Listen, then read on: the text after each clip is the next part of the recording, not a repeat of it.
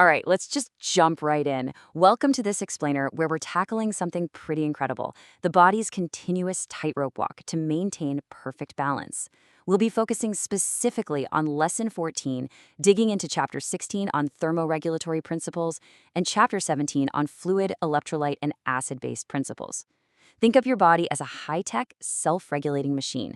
Every single second, it's making these microscopic adjustments just to keep you alive.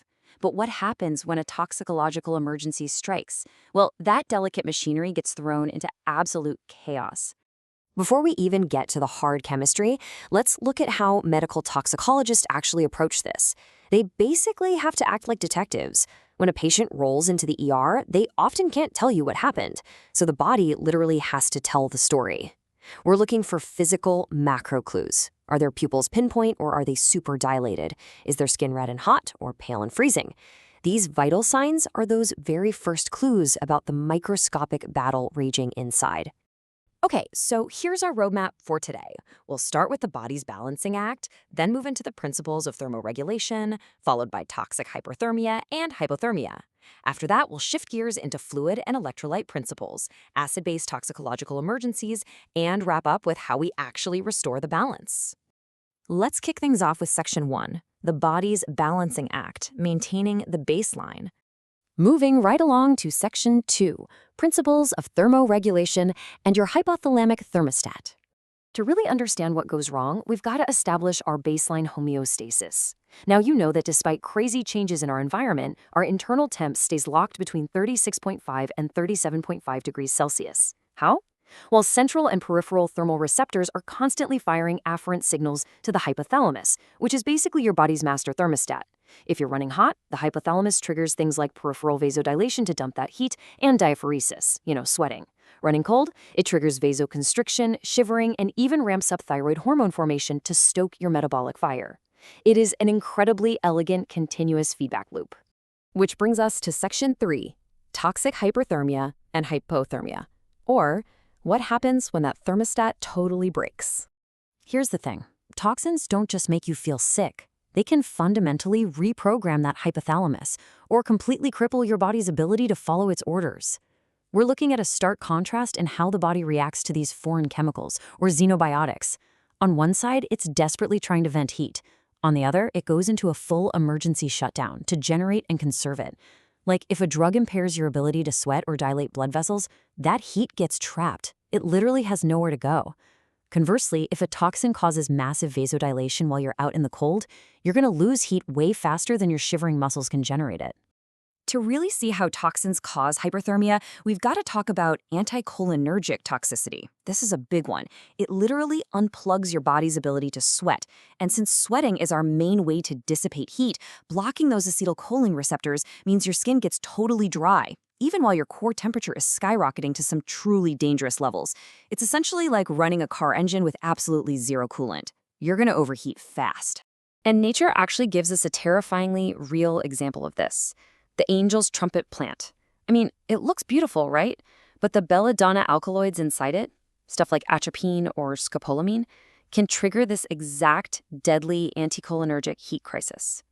It causes profound hypothermia, severe agitation, and delirium. It's a vivid and frankly scary reminder of how perfectly nature's chemistry can just completely dismantle human physiology. But let's flip it. When we look at profound hypothermia, the physiological shutdown is so systemic and so severe that the poisoned patient might literally appear dead. We're talking core temps below 68 degrees Fahrenheit or 20 degrees Celsius. At that point, the pulse is barely there, respiratory rates completely plummet, even the GI tract just stops moving. They develop metabolic acidosis and hemoconcentration. It takes an incredibly trained eye and really rapid intervention to realize this patient is actually still alive and can be saved.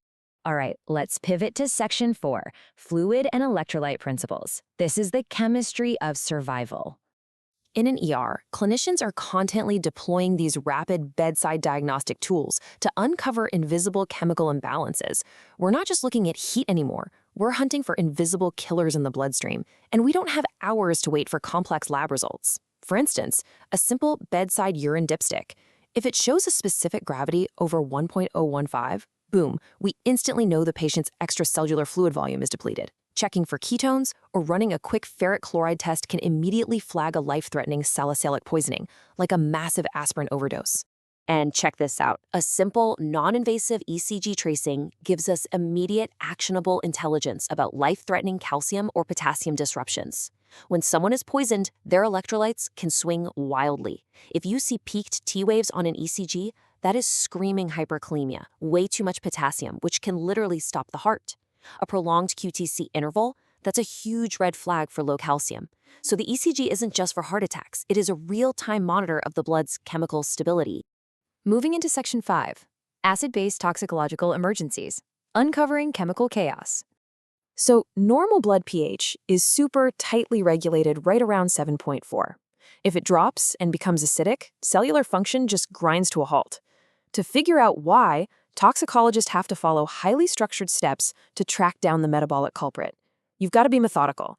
First, check kidney function with BUN and creatinine. If the kidneys are failing, acids are going to build up. Then, check the urine for glucose and ketones to rule out diabetic or alcoholic ketoacidosis. Step by step, you narrow down that differential diagnosis until you corner the toxic agent. Now, not all acid-based disruptions are created equal. Some create a massive anion gap, but specific xenobiotics actually cause acidosis while maintaining a totally normal gap. We're talking about things like toluene, which you'd find in paint thinners, or even therapeutic drugs like acetazolamide and topiramate. Knowing these specific culprits gives you a massive head start in speeding up the diagnosis. Toxic alcohols like ethylene glycol are a brilliant yet totally destructive example of this chemical chaos. Ethylene glycol is basically antifreeze. If ingested, the fluid itself isn't really the primary problem. It's what your body turns it into. It gets metabolized into glycolic and oxalic acid. This absolutely tanks your blood pH into an acidic state. And worse, that oxalic acid binds with calcium to form these jagged little crystals that literally shred the renal tubules, causing acute kidney injury. It's rough. Finally, Section 6, Restoring the Balance, the clinical reboot. Recognizing the poisoning is, of course, only half the battle. If we're talking toxic hyperthermia, you need intense, action-oriented pacing. We're talking immediate ice water immersion. Evaporative cooling just isn't fast enough here. Ice water is the gold standard.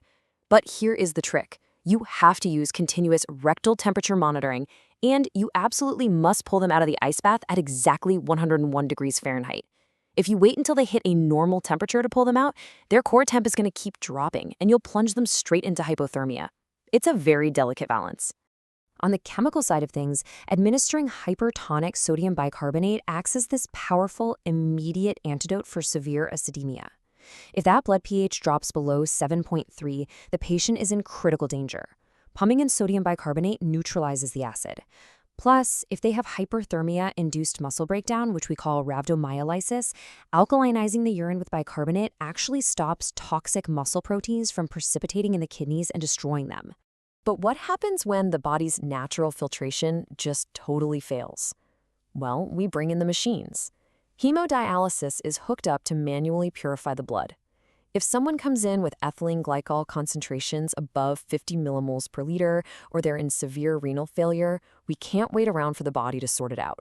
We bypass the kidneys entirely. The dialysis machine acts as an artificial kidney, forcefully washing those toxic acids and crystals right out of the blood. However, I cannot stress this enough. Before you do any ice baths or administer any antidotes, the absolute first step is always securing the ABCs: airway, breathing, and circulation. It honestly doesn't matter if you flawlessly identified some super complex acid-based disorder or a rare toxidrome. If the patient isn't breathing or has no pulse, none of that advanced toxicology even matters. The ABCs are the absolute bedrock of emergency medicine. As we wrap up this explainer, I really want you to take a second and just think about the incredible, invisible balancing act your body is pulling off at this very moment just to keep you alive. Right now, your hypothalamus is tweaking your blood vessels, your kidneys are fine-tuning your pH, and it's all happening entirely behind the scenes. Toxic emergencies show us exactly what happens when that perfect balance shatters, but they also give us a profound appreciation for the machinery that keeps us going every day. Keep that in mind the next time you step out into the freezing cold or even just drink a glass of water. Until next time, stay curious and keep learning.